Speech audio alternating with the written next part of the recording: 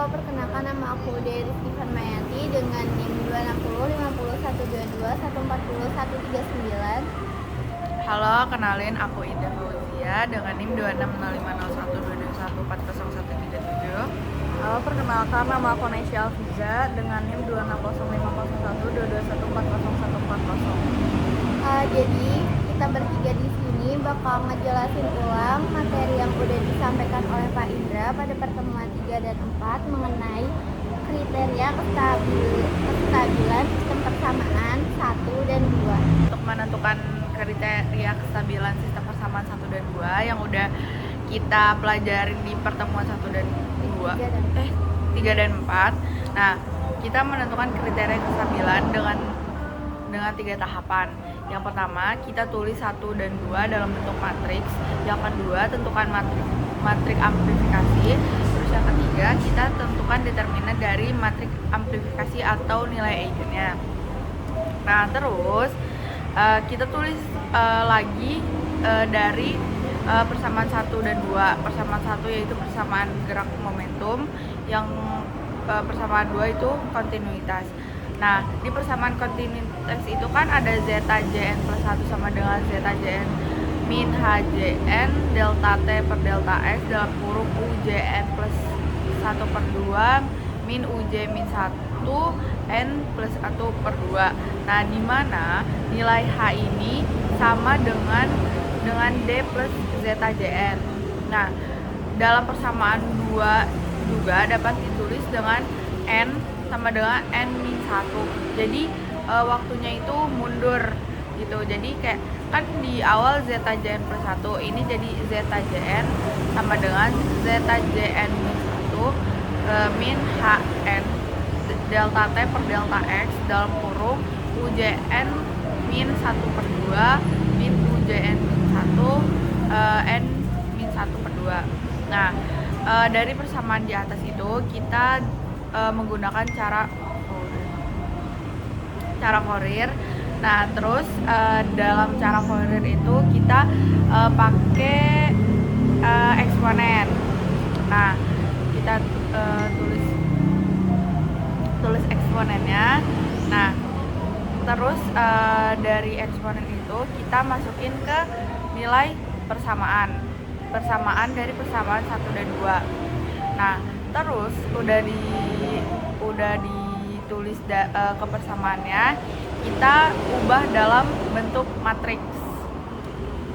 Ke tahap yang kedua yaitu persamaan 1 yaitu gerak momentum dan persamaan 2 kontinuitas digabung menjadi 1, di mana menjadi Ujn plus setengah zeta Nj sama dengan min 2 Ij delta T per delta X sin K delta X per 2 1 10 min 2 IHN delta T per delta X sin K delta X min 2 per 2 1 0 1 Ujn min setengah zeta J min 1. Nah, itu kan persamaan 1 dan 2 yang udah digabungin.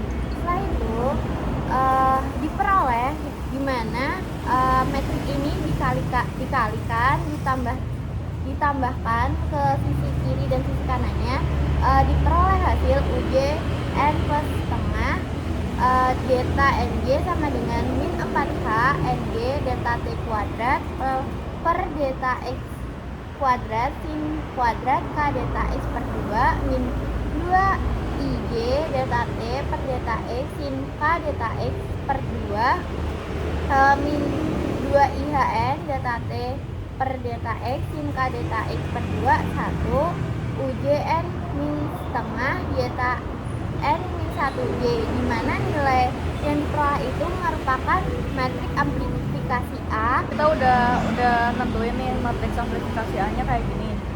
Nah, terus kita tuh dari nilai amplifikasi matriks A itu kita bisa nentuin nilai eigen. Nah, nilai eigen itu kita bisa jadiin determinan. Nah, cara nulis determinannya kayak tadi, tinggal kita determinan A min lambda I sedangkan 0. Karena tadi kita A-nya udah diketahui yang tadi udah disebut sama Dewi. Nah, terus kita bisa ubah si lambda ini dari nilai I ini kan itu kan kalau misalnya di matriks itu bentuknya manipulasinya tuh 1001. Nah dari situ tuh kita bisa masukin lambda. Nah nanti lambda ini nilainya bakal dipakai buat di determinannya. Nah terus nanti karena kita udah tahu nilainya, nah nanti lambda ini tinggal kayak dimasukin dikali gitu loh ke lambda, jadi lambdanya masuk ke sini sama sini. Kalau ini kan nggak ada karena dia 0 kan.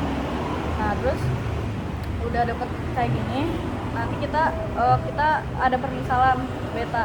Dari nilai beta ini kita masukin ke nilai determinan amin lambda i tadi. Nah terus nanti kita bakal nemu hasilnya kayak gini, lambda kuadrat min 2 min beta kuadrat plus 1 sama dengan 0. Nah terus kita masukin ke rumus ABC. Dari rumus ABC kita nemuin hasil kayak gini. Oke, setelah diperoleh nilai eigennya yang dimana lambda 1,2 2 per beta kuadrat per 2 plus minus setengah akar dalam kurung 2 min beta kuadrat pangkat 2 min 4. Kita bisa tinjau beberapa kasus dari harga akar dalam kurung 2 per beta kuadrat beta pangkat 2 kuadrat min 4, dimana yang pertama adalah bisa kita tinjau dari akar imajinernya, dimana lambda bar sama dengan RE plus IM, RE min IM sama dengan RE kuadrat dikurangi IM kuadrat, dimana lambda barnya sama dengan kompleks konjugasi lambda barnya sama dengan 1/4 dalam kurung 2 min beta pangkat 2 kuadrat dikurangi 2 min beta pangkat 2 kuadrat ditambah 4 sama dengan 1, dimana maka hasilnya diperoleh akar lambda bar sama dengan lambda sama dengan 1. Lalu bisa juga dengan akarnya sama dengan 0. Nah itu dalam kurung 2 min beta kuadrat pangkat 2 min 4 sama dengan 0, beta sama dengan 0 atau b kuadrat sama dengan 4 atau beta sama dengan kurang lebih 2. Beta sama dengan 2 delta T per delta X akar GHN sin K delta X per 2. Terus beta K delta X 2 sama dengan 4 sama dengan 4 delta T kuadrat per delta X kuadrat GH kuadrat real delta T sama dengan delta T per akar GHN. Nah kan tadi kan Indah udah nyebutin tuh persamaan yang di atas. Nah di sini tuh kita bisa tahu kalau 2 sampai 2 min beta kuadrat pangkat 2 min 4 lebih dari 0, ini tuh kan sama nilainya sama yang ini. Dia kalau karena lebih dari 4 berarti kalau misalnya ini dipindahin dia bakal minus. Ini tuh kayak ini kalau di bawah ini harusnya lebih dari 4.